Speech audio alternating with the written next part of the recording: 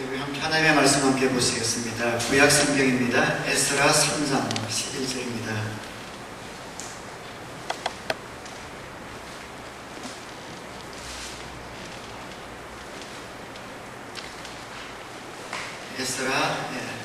에스라기 3장 11절부터 13절까지 먼저 봉독해 드리겠습니다. 그들은 서로 화답하면서 주님을 찬양하고 감사의 찬송을 불렀다. 주님은 의지시다. 언제나 한결같이 이스라엘을 사랑하신다.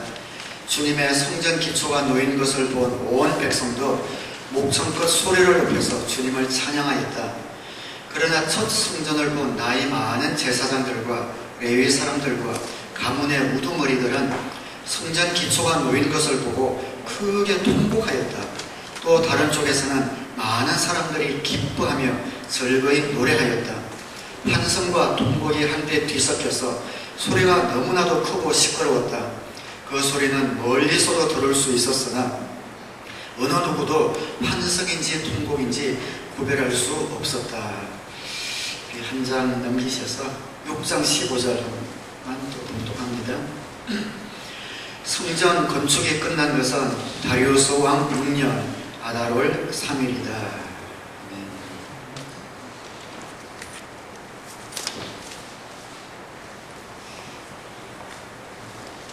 우리가 예수님을 영접하게 되면 꿈을 갖게 됩니다.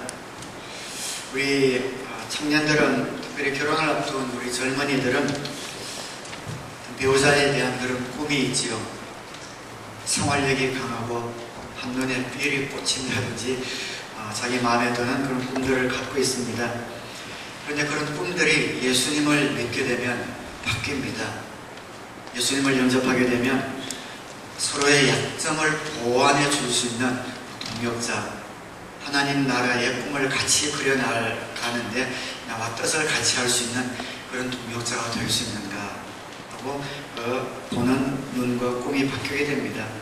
아름다운 가정을 꾸며서 주님과 이웃을 위해 섬기고 또 자녀를 낳아 하나님의 뜻대로 잘 양육해 보고자 하는 그런 꿈들을 갖게 됩니다.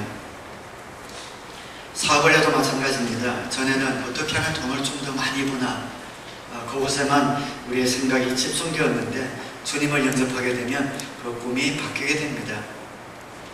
이 사업을 통해 주님의 뜻대로 한번 사업을 해서 주님의 마음에 맞는 그런 성공을 한번 해보겠다.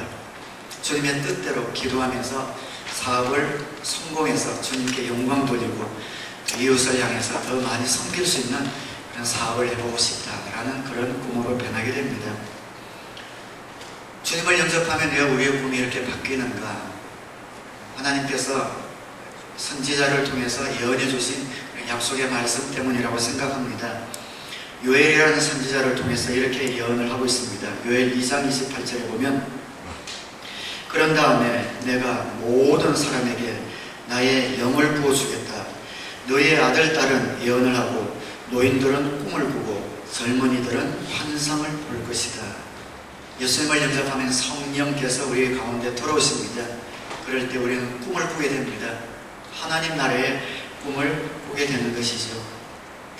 옛날에는 세상이 생각하는 성공, 세상이 생각하는 행복, 그것만 꿈꾸며 살았고 의미도 없이 분주하게만 정신없이 살아가다가 예수님을 영접하게 되면, 성령을 받게 되면 이런 거룩한 꿈을 우리가 꾸게 됩니다.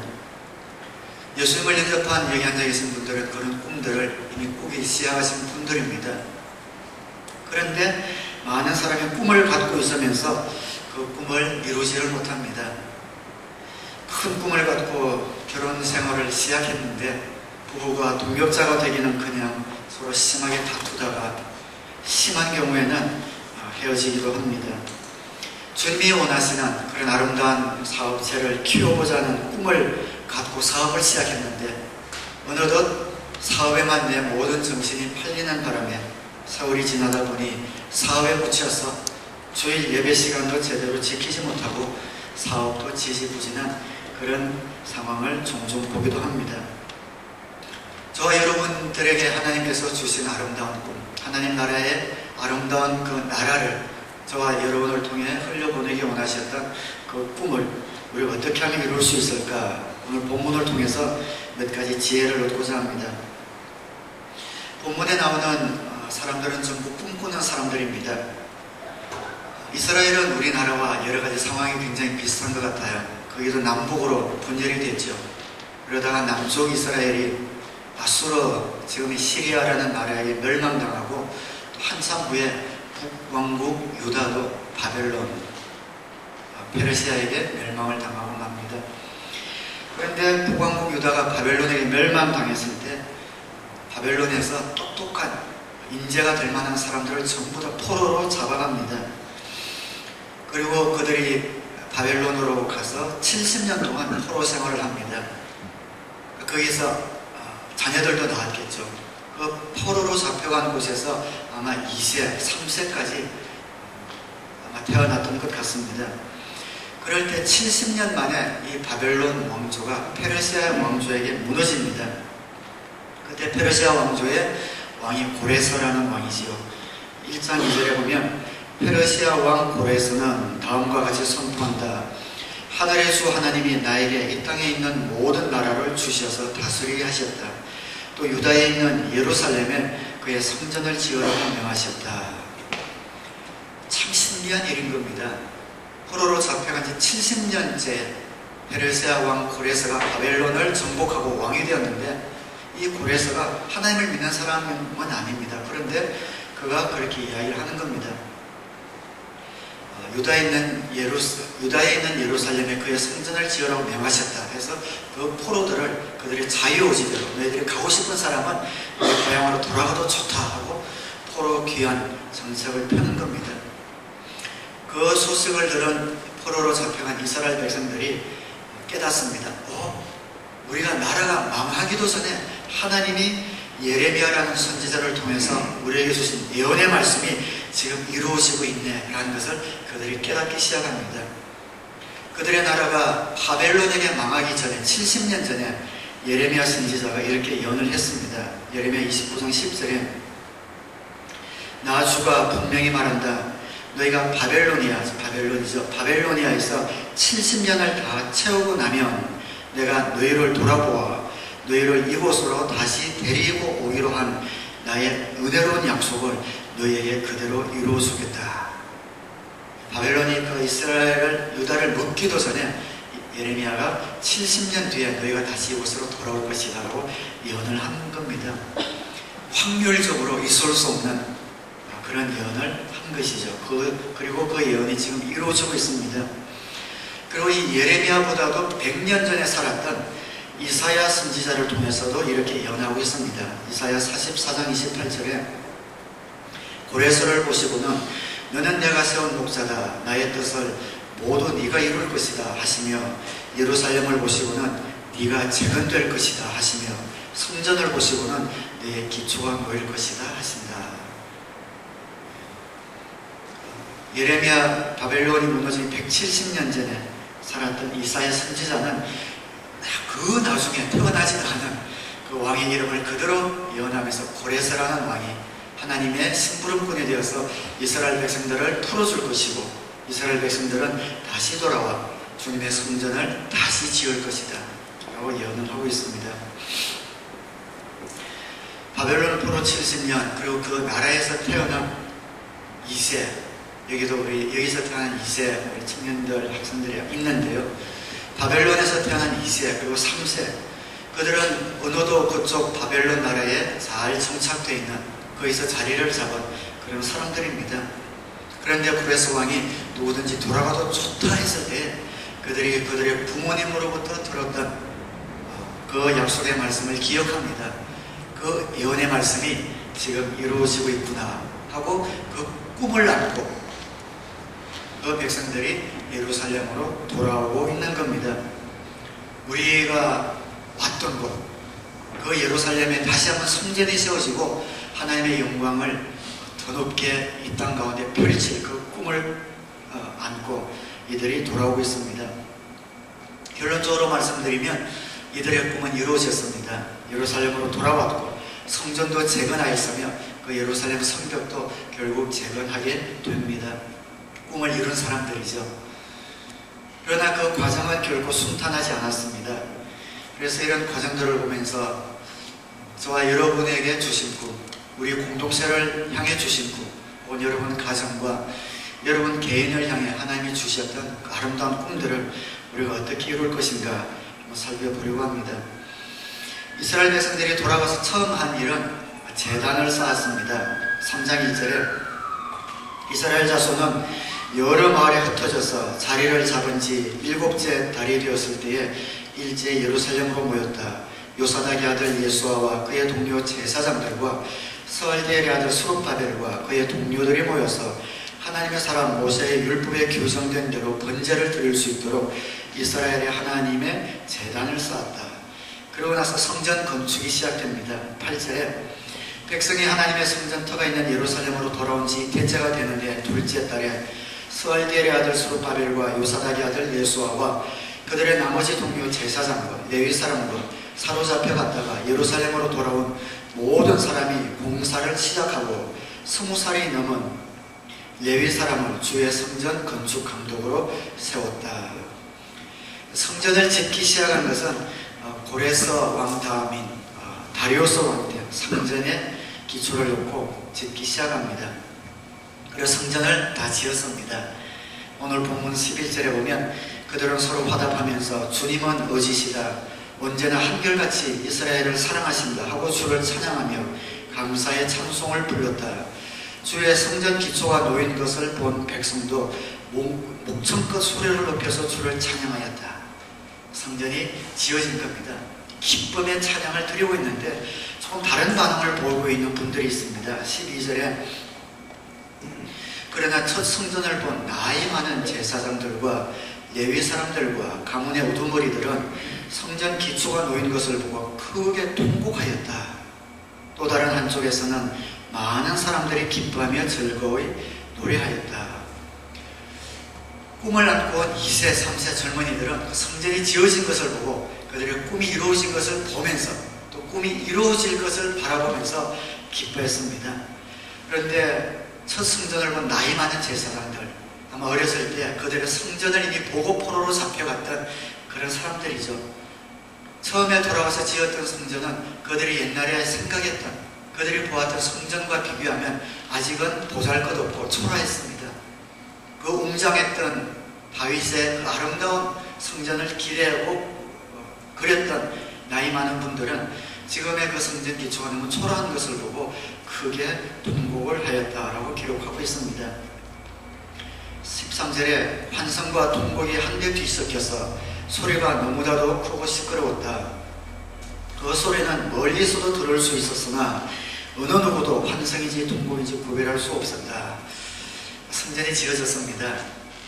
그런데 그 성전을 보고 크게 기뻐하는 무리들이 있었고 크게 통곡하는 사람들이 있었습니다. 하나님께서 어느 쪽을 기뻐하셨을까요?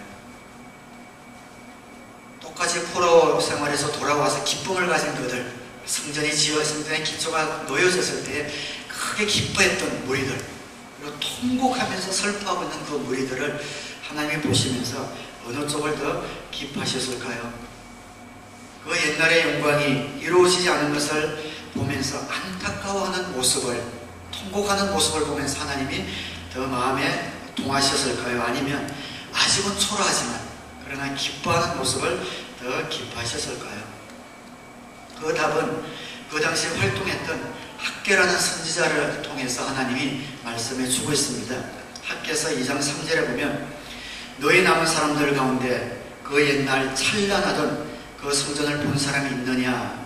이제 이 성전이 너에게 어떻게 보이느냐? 이것이 너희 눈에는 하찮게 보일 것이다. 그리고 2장 9절에 그 옛날 찬란한 그 성전보다는 지금 짓는 이 성전이 더욱 찬란하게 될 것이다. 나 만군의 주가 말한다. 내가 바로 이곳에 평화가 깃들게 하겠다. 나 만군의 주의 말이다. 그 학개 선지자를 통해서 어떻게 하라는 겁니까? 기뻐하라는 거죠. 아직은 보잘것없지만 그 성전을 보면서 맞아, 지금 너희들 눈에도 초라하게 보일 것이야. 그러나 나중에는 찬란하게 될 것이야. 하나님께서 그렇게 말씀하시면서 기뻐하라는 겁니다.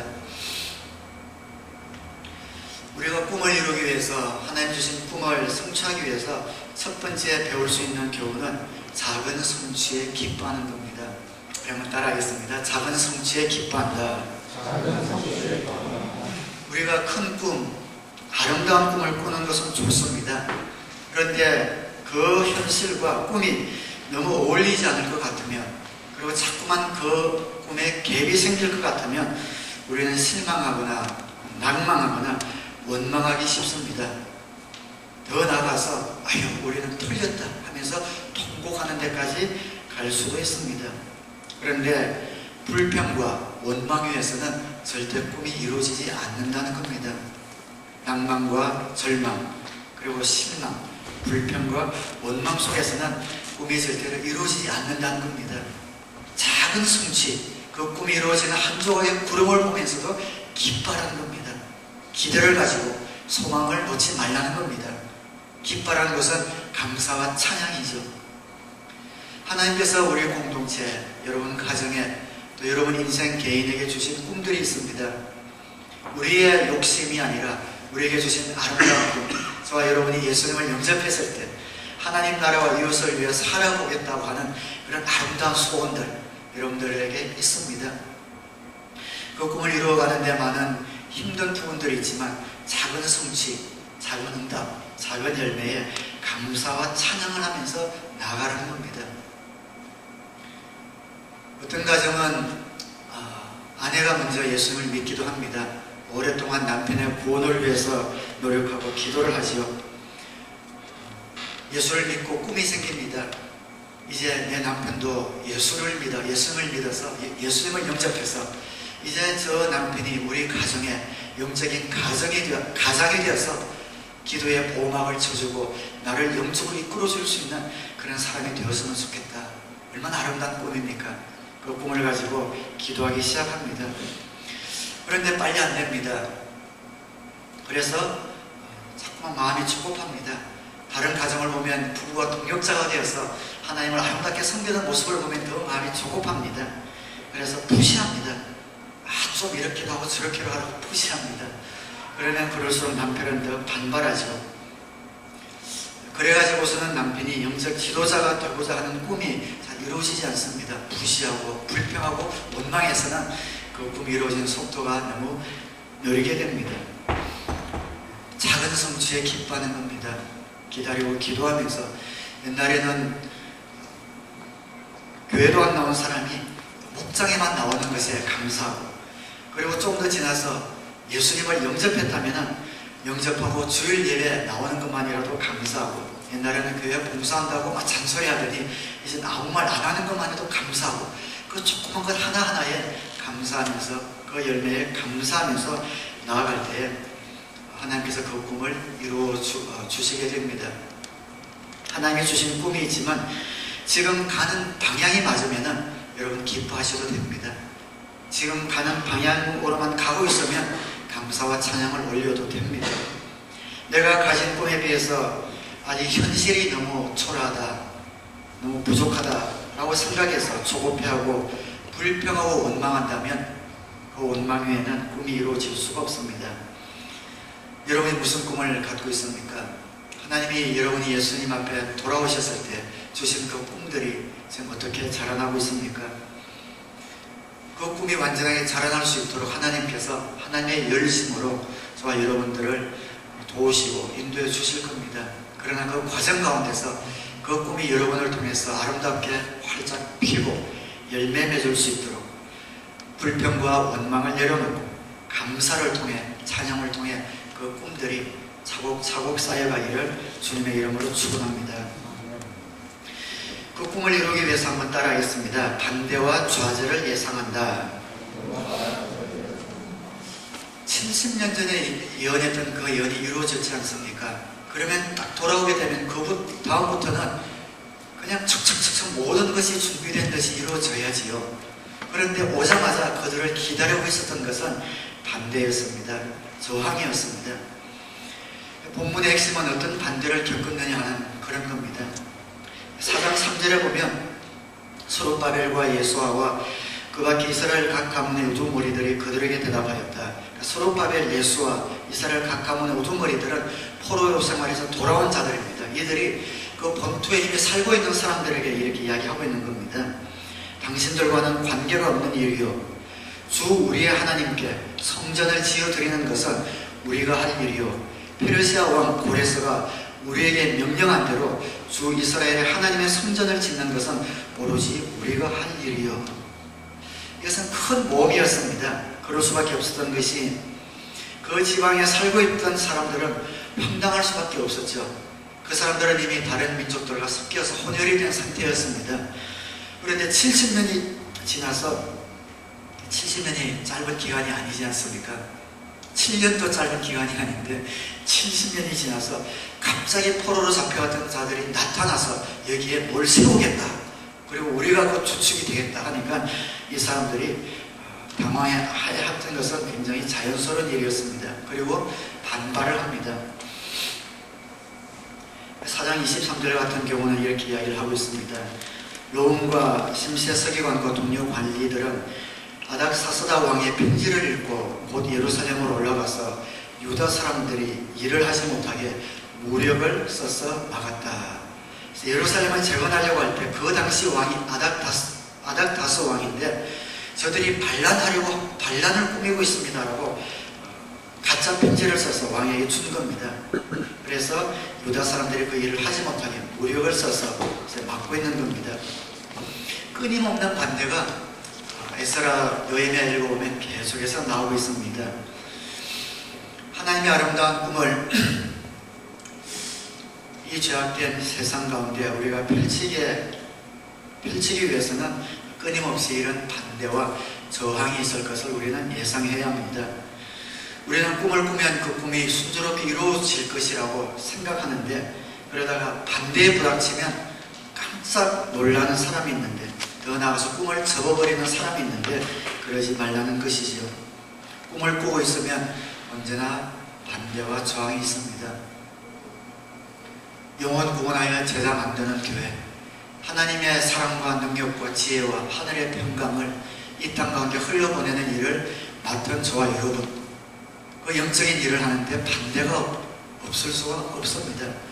이 세상은 끊임없이 하나님이 없다는 것을 주장하며 하나님께 돌아오는 것을 온 힘을 다해서 막고 있습니다. 흑암의 세계에 있는, 답은 있지만 그 답이 무엇인지 몰라 인생 가운데 방황하고 있는 그들에게 길이요 진리요 빛 되신 예수 그리스도의 이름을 증거하며 그들을 섬기고 그들을 빛의 자녀로 옮기는 그 일에 어떻게 저항과 반대가 없을 수 있겠습니까?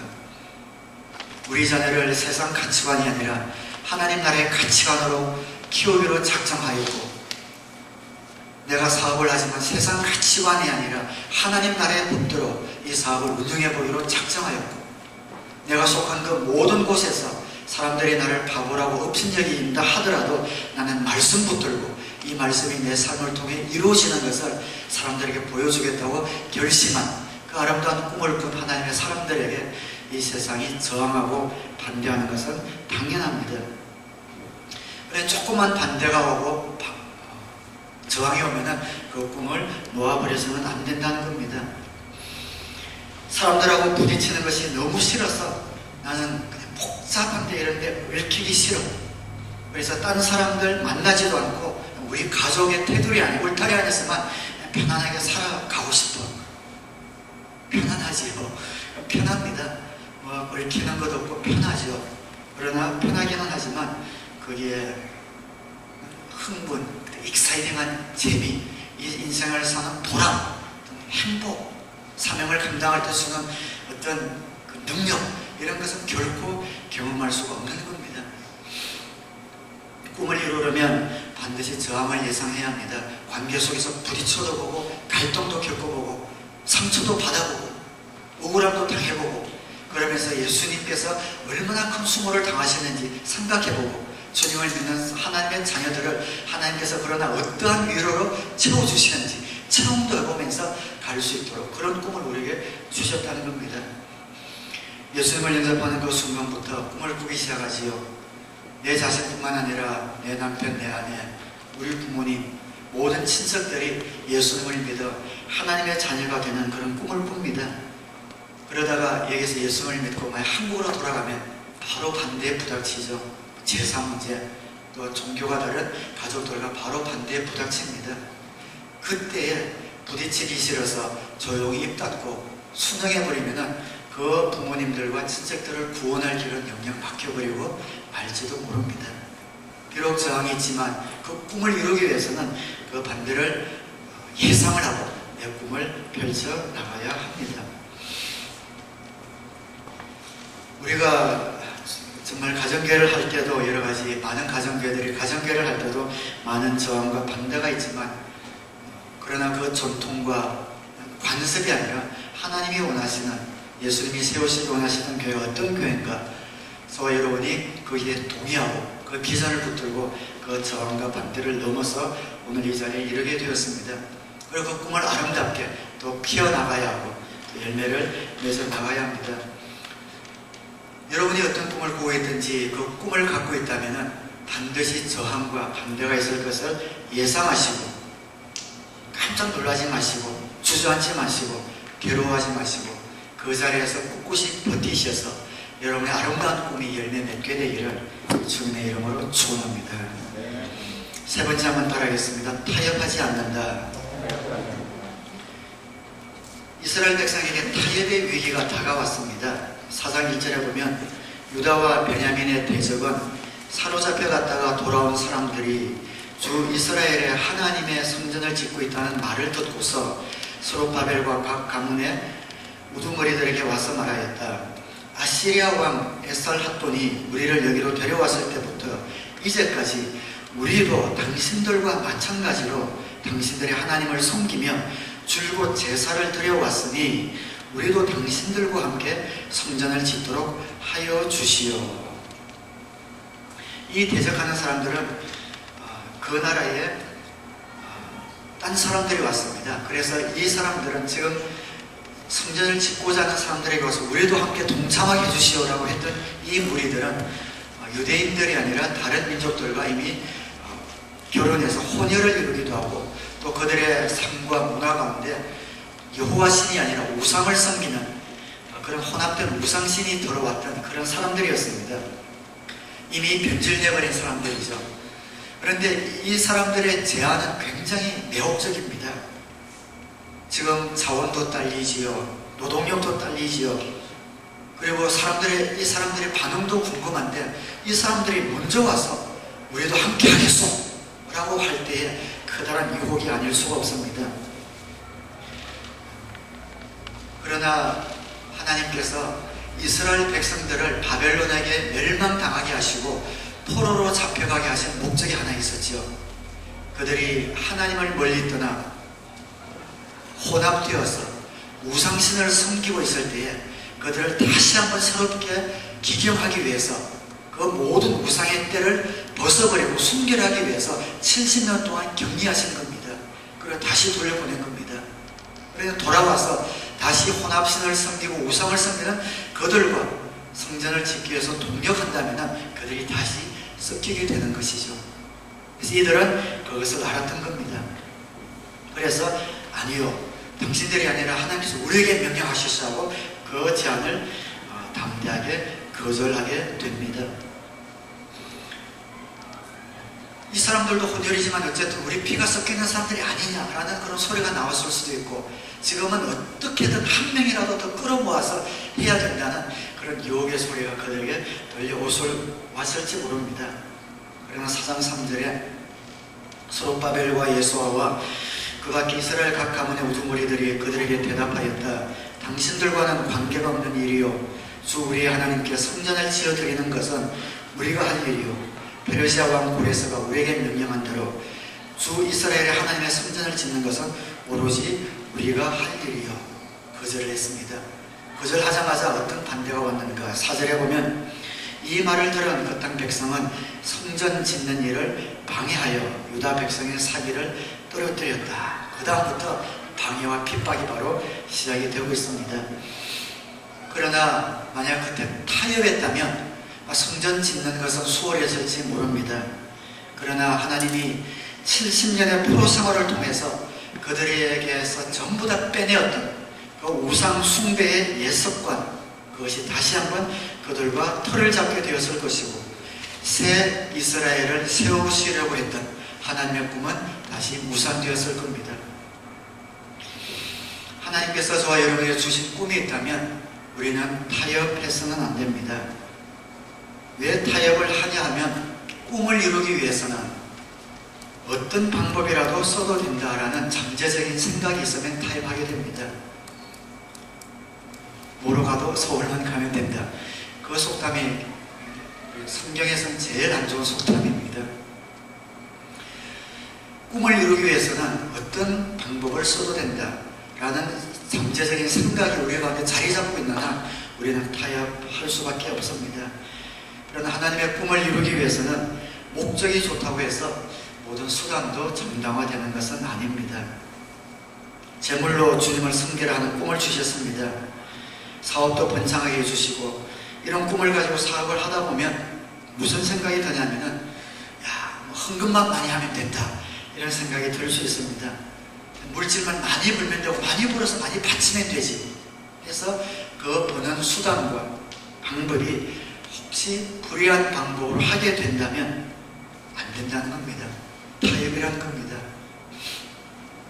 그렇게 하다가는 얼마 있다가 안 믿는 사람들의 사업체와 전혀 차이가 없는, 똑같아지고, 그리고 결국에는 자기 영혼을 상실하게 됩니다. 그 사람의 삶을 보면 전혀 그리스도인다운 삶의 사고와 흔적을 찾아볼 수가 없습니다. 하나님께서 저와 여러분에게 꿈을 주셨다면 그것을 이루는 방법도 하나님의 방법을 써야 합니다. 망해도 좋다, 굶어 죽어도 좋다, 하나님의 말씀 붙들고 내가 한번 나가보겠다, 그것을 놓지는 한은 우리는 우리의 꿈을 잃게 됩니다. 내 자신의 꿈은 이룰 수가 있겠죠. 그러나 그 꿈에는 참다운 기쁨과 행복이 없다라는 것은 여러분이 아셔야 합니다. 목적만 좋으면 수단은 이래도 좋고 저래도 좋은 것 아닙니다. 영혼 구원 얼마나 귀중한 겁니까? 그 목적을 이루기 위해서 우리는 그 수단과 방법도 하나님이 원하시는 방법을 택하지 않았습니까? 누구나 끌어모아서 부흥되는 것이 아니라 정말 주님을 꼭 알아야 되는, 예수님을 모르는 분들에게 다가가서 땀과 눈물과 희생을 통해서 그분들을 주님께 접촉하는 그런 일을 우리가 택한 겁니다. 한국의 이런 유튜브나 이런 간증들을 보면 사업에 성공한 사업가들, 크리스찬 사업가들, 또 많은 연예인들이 이제 간증 동영상이 굉장히 많이 남아 있습니다. 근데 그런 분들 중에 물론 정말 신실하게 주님 뜻대로 사업을 성공한 분들도 있습니다. 근데 절반 이상은 제가 알기로도 그렇지 못한 분들이 있습니다. 성공은 했지만 착취하고 종업원들에게 정당하게 대우하지 못하고 하던 이런 분들이 사업에 성공했다고 그런 데 나가서, 강연에 나가서, 교회 나가서, 간증에 불려나가서 간증을 하는 것을 볼 때 마음이 굉장히 불편합니다. 몇 주 전인가요? 신문에 보니까 성공한 사업가 중에 한국에 저 처음 들어보는데 아딸 떡볶이라고 있대요. 처음 들어보면 아빠와 딸이만 만든 기독교 집안이래요. 장로님이고 간증을 읽으면 굉장히 은혜로워요. 야, 이런 분들이 참 이게 좋은 분이다 생각하면서 한쪽 마음에, 근데 이분이 정말 주님의 방법대로 이렇게 성공했을까, 그런 의심이 아니라 생각이 드는 겁니다. 그런데 공교롭게도 이틀 뒤에 또 신문 기사가 나는데 그 대표자가 세금을 토탈한 것, 그런 것들이 전부 다 또 이게 신문에 나서 검찰 조사를 받고 있는 것이 또 나오더라고요. 그래서 마음이 아팠습니다. 연예인도 마찬가지입니다. 사상활이 정말 정직하지 못한 이런 분들, 거의 과거에 보면은 예수 믿는 사람보다 못한 이런 분들을 아는데, 그런 분들 교회에 와서 그냥 달콤한 말로 웃겨가면서 간증하는 것을 볼 때에 그렇게 썩 마음이 편하지가 않습니다. 왜 그런가? 그런 분들의 간증을 들을 때 잘못된 메시지가 전달될 수 있기 때문입니다. 성공이라는 것은 돈을 많이 버는 것이다. 이렇게 다른 사람들이 인정하는 자리에 올라가는 것이다, 유명해지는 것이다 라는 메시지가 전달된다면 우리 특별히 청년들에게 얼마나 잘못된 독과 같은 메시지가 심어지겠습니까? 어쨌든 성공하고 보면 된다, 성공해서 하면 된다라는 잘못된 메시지가 심어질 수 있기 때문입니다. 말로만 주님을 얘기할 것 같으면 삶은 어쩌도 좋다라는 메시지가 전달될 수 있기 때문이죠. 저는 이런 말씀을 하루 이틀 여러분들에게 전하는 것은 아닙니다. 제 모든 설교가 일관성 있게 언제나 동일하게 이 말씀을 전합니다. 정말 안타까운 마음으로 전합니다. 사랑하는 여러분, 주님을 믿되 주님이 여러분들의 꿈을 주셨다면 그 꿈을 이루는 방법도 주님의 방법을 선택하기를 주님의 이름으로 간절히 부탁드립니다. 주님의 말씀 붙들고 누가 알아주든 알아주지 못하든 상관없습니다. 주님 말씀 붙들면 주님이 알아주시고 주님이 반드시 세워주십니다. 그것을 믿습니다. 그것을 체험합니다. 주님이 주신 꿈이 있다면 주님이 주신 방법으로 이루어서 우리의 육신뿐 아니라 영적으로도 풍성해져야 합니다. 저는 제 목회에 꿈이 있습니다. 지금은 3가지입니다. 첫 번째는 자주 말씀드렸다시피 우리 교회 목사, 목녀, 목부님들이 천국 갔을 때 저보다 하나님 앞에서 상을 더 많이 받는 겁니다. 그것이 제 목회의 첫 번째 꿈입니다. 두 번째는 우리 모든 성도님들이 행복해하는 겁니다. 하나님은 우리에게 행복할 권리와 특권을 주셨습니다. 그런데 그 행복은 사명을 감당할 때 주어지는 겁니다. 그래서 우리 모든 성도님들이 이 사명을 감당하는 것이 어렵고 힘들지만 그러나 그 가운데서 언제나 웃음이 사라지지 않고 미소가 사라지지 않고 모이면 그 교제에 아름다운 꽃이 활짝 피는 행복해하는 그런 성도님들이 되는 것, 그 성도님들이 될 수 있도록 돕는 것이 제 목표의 두 번째 목표이자 꿈입니다. 그리고 이제 가정교회 10년 차에 되어서 생긴 꿈은 뭐냐면은 하나님께서 우리 교회가 가정교회로 잘 정착되도록 내용과 체질이 잘 변할 수 있도록 축복해 주셨는데 이제는 이 그릇에 더 많은 영혼들이 담길 수 있는 그런 부흥을 꿈꿉니다. 그냥 세상이 생각하는 그런 숫자가 많아지는 부흥이 아니라 참된 부흥, 정말 한 달에 한 번은 침례식이 있는 예배, 그리고 좀 더 나아가서 매주 침례식이 있는 예배, 그것이 제 목표의 세 번째 마지막 꿈이자 목표입니다. 매주 침례식이 있는 예배 얼마나 벅찹니까? 그것을 위해서 기도하고 있습니다. 그래서 정말 주님의 뜻대로 주님의 마음을 품고 목회하고 신앙생활하는 그 교회에 하나님께서 얼마나 아름답고 건강한 부흥을 주시는가, 그것을 이민교회, 밴쿠버에 또 많은 교회들에게 보여줄 수 있는, 자랑하는 것이 아니라 그 꿈을 같이 꿀 수 있도록 보여줄 수 있는 그런 모델, 우리 교회가 되었으면 좋겠다, 그 꿈을 갖고 있습니다. 교회는 어떤 한 영웅이 이끌어가는 곳이 아니지요. 목회자의 카리스마가 이끌어가는 것도 아닙니다. 교회는 그리스도의 몸입니다. 저도 그리스도의 몸의 일부이고 여러분 한 분 한 분도 주님의 몸입니다. 모든 몸이 한 벽돌이 되어서 한 건물을 이루어가는 것이죠. 그래서 이 교회는 바로 여러분 각자가 주인입니다. 목자가 혹은 목사가 이끌어가는 대로 따라가는 것이 아니라 구경꾼이나 방관자가 아니라 저와 여러분이 똑같은 몫을 가진 그리스도의 몸입니다. 몸의 지체이고 일부입니다.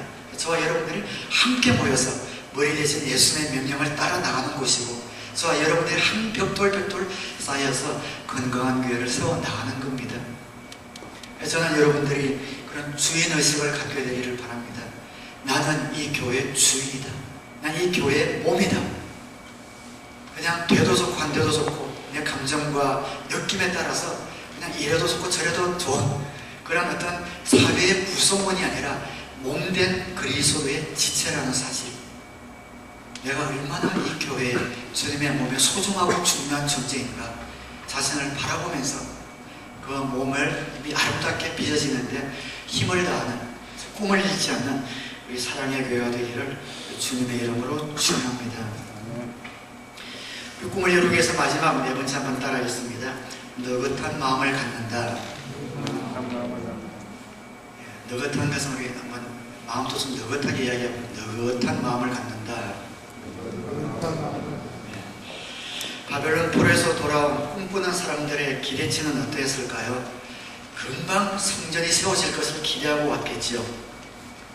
이사야 44장 28절에 고레스를 보시고는 너는 내가 세운 목자다. 나의 뜻을 모두 네가 이룰 것이다 하시며, 예루살렘을 보시고는 네가 재건될 것이다 하시며, 성전을 보시고는 네 기초가 놓일 것이다 하신다.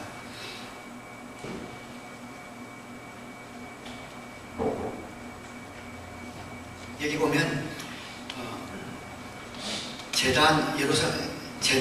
재단을 짓고, 그 다음에 성전을 짓고, 그리고 예루살렘을 재건하고 하는 이 모든 것, 재단을 짓고 예루살렘 성전의 기초가 지어지고, 그 다음 예루살렘 성벽이 지어지고 하는 이 모든 일들이 착착착착 이루어질 그런 꿈을 꾸고 상상을 하면서 왔습니다.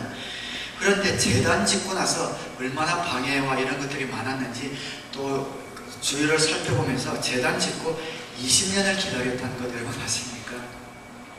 그래서 조금 힘이 없어지고 실망할 때 되면 학계가 나타나서 야 조금만 더 잘하는데 그러면 나한테 이뤘어. 또 격려해주고, 또 뒤에 스가랴라는 선지자가 와서 또 격려해주고, 또 포기하려고 하는 느헤미야가 와서 아니야 다 됐어 하면서 또 격려해주고, 이러면서 몇십 년이 걸려서 예루살렘 성전이 지어지고 예루살렘 성벽이 재건이 되었습니다.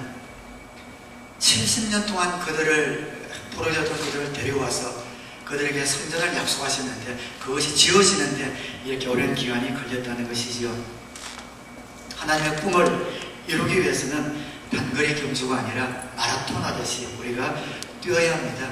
길게 보면서 뛰어야 합니다. 언제까지요? 주님 만난 그날까지. 주님이 오시던, 여러분이 죽어서 주님을 만나던 그 시간까지 보면서 뛰는 겁니다. 느긋한 마음을 갖기 위해서는 그래서 꿈 자체도 좋지만 그 과정을 즐길 줄 알아야 합니다.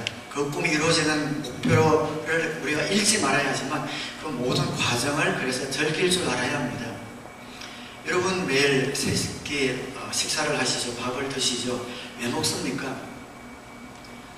배부르려고 먹죠. 근데 밥을 왜 먹습니까? 굶어 죽지 않으려고 먹죠. 그렇지만 그 목적만 가지고 밥을 먹는다면 얼마나 재미없습니까? 밥을 먹으면서도 그 과정을 즐기지 않습니까? 맛있는 걸 먹으면서 즐기듯이 성취에만 목표를 두게 되면 조급함이 생깁니다. 그래서 그 모든 과정들을 즐길 줄 아는 느긋한 마음이 필요합니다. 주님의 뜻대로 사업을 하려고 하는 분들은 성취도 중요하지만 그 가운데 어려운 일들이 많기 때문에 기도하지 않으면 안 됩니다. 기도하다 보니까 사업은 지지부진한데 어느새 내가 기도하는 사람이 되어 있는 것을 발견하는 겁니다. 그 과정을 즐기는 거죠. 사업을 해보려니까, 직장 생활을 해보려니까 정말 내 지혜로 안 됩니다. 공부도 마찬가지입니다. 그래서 주님의 지혜를 구해야 되기 때문에 주님의 지혜를 구하는 사람이 내가 되어가고 있는 겁니다. 전에는 무슨 일만 생기면 내 꾀가 먼저 떠올랐는데 주님의 지혜를 구하다 보니까 주님이라면 어떻게 하실까? 주님의 지혜를 먼저 구하는 영적인 사람이 되어가고 있는 것, 이런 과정들을 감사하고 즐겨야 된다는 것이죠. 우리 목자 목녀님들도 마찬가지입니다. 여러분들이 목자 목녀로 헌신하셨을 때, 하나님이 여러분들을 불러주셨을 때 여러분 아름다운 꿈을 안고 출발하지 않으셨습니까? 그 아름다운 꿈이 이루어질 겁니다. 전도도 되고 또 언젠간 분가가 되고 하는 꿈들이 이루어질 겁니다. 그러나 그 꿈에만 여러분들이 목표를 두지 마시고 과정에 여러분의 목표를 둘 수 있어야 합니다. 지금 당장은 열매가 없지만 목자로 섬기면서 내가 섬기는 사람이 되어가고 있는 것, 목장을 섬기면서 내가 기다릴 줄 아는 목녀가 되어가고 있는 것, 이런 것을 즐기면서 감사해야 되죠. 목장을 하면서 할 수 없이 내 힘으로 안 되니까 무릎 꿇어 기도할 수밖에 없으니까 내가 기도의 사람이 되어가고 있는 것, 비록 당장은 열매가 없지만 이런 것으로 인해서 감사하면서 내가 목자가 안 되었다면, 목녀가 안 되었다면, 목부가 안 되었다면 이렇게라도 기도하지 못할 텐데, 이렇게 주님의 말씀을 붙들지 못할 텐데, 이것을 아시고 이 부족한 나를 하나님 이 자리에 밀어주셨구나. 하나님 고맙습니다. 그 과정을 즐길 줄 아는 마음 우리에게 필요합니다. 모든 것은 시간이 걸립니다. 하나님의 때를 기다리고 과정을 즐기고 감사하는 이런 마음이 필요합니다. 말씀을 맺겠습니다. 하나님께서 요엘 선지자를 통해 이런 약속을 주셨습니다. 내가 마지막 때에 나의 영을 부어주겠다. 그 때가 이때입니다. 성령을 부어주셨습니다. 하나님의 자녀로 살아가면 그래서 꿈이 없을 수가 없습니다. 혹시 예수님을 영접하셨지만 꿈이 없는 분들은 한번 생각해 보십시오. 꿈이 없다는 것은 이상한 겁니다. 있을 수 없는 일입니다. 만약에 나에게 꿈이 없다면 나는 너무 부딪히는 것을 싫어하고 복잡한 이런 것을 싫어하기 때문에 그냥 그 꿈 자체를 내가 꾸지 않는 건 아닌가. 여러분 돌아보셔야 합니다. 하나님이 주신 꿈이 있는데 내가 그 꿈을 잠재우고 있지는 않은가. 여러분이 그 꿈을 되살리기로 소망하는 이 시간이 되기를 바랍니다. 꿈꾸고 있는 분들은 그 꿈을 꼭 이루기를 바랍니다. 그 꿈을 이루기 위해서는 합당한 꿈을 꾸시고 그 꿈에 비해서 내가 지금 비록 초라하고 보잘것없어도 불평과 원망 대신에 감사와 찬양을 선택하면서 살아가기를 바랍니다. 꿈을 이루기 위해서는 불가피합니다. 반대와 저항을 예상하시기 바랍니다. 오히려 그것을 기대하시고 기뻐하시기 바랍니다. 내게 주신 꿈을 이루기 위해서 나는 나도 모르게 불의와 타협하고 있지는 않은가. 그 불의를 내가 지금 꼭 붙들고 있지는 않은가. 이 시간 여러분들이 돌아보았으면 좋겠습니다. 하나님의 꿈을 이룬다고 하지만 그 꿈을 이루기 위해서 세상적인 방법도 서슴없이 도입하고 있지는 않은가. 그러면 그 방법을 놓으시기를 바랍니다. 하나님의 방법을 택해야 합니다. 꿈을 이루고 영혼을 잃으면 아무 소용이 없습니다.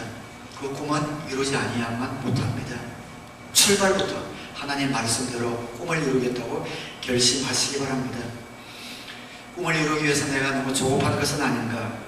성취도 중요하지만 과정을 즐기시길 바랍니다. 오늘을 즐기시고 과정을 즐기시고 여러분들에게 주어진 가정과 살아가는 지체들과 여러분의 자녀와 상황과 환경 그 모든 것들을 기쁨으로 즐기셔서 여러분들에게 주신 아름다운 꿈이 귀하게 연구를 하고 꽃이 피고 열매가 맺기를 우리 주님의 이름으로 축원합니다. 기도하겠습니다.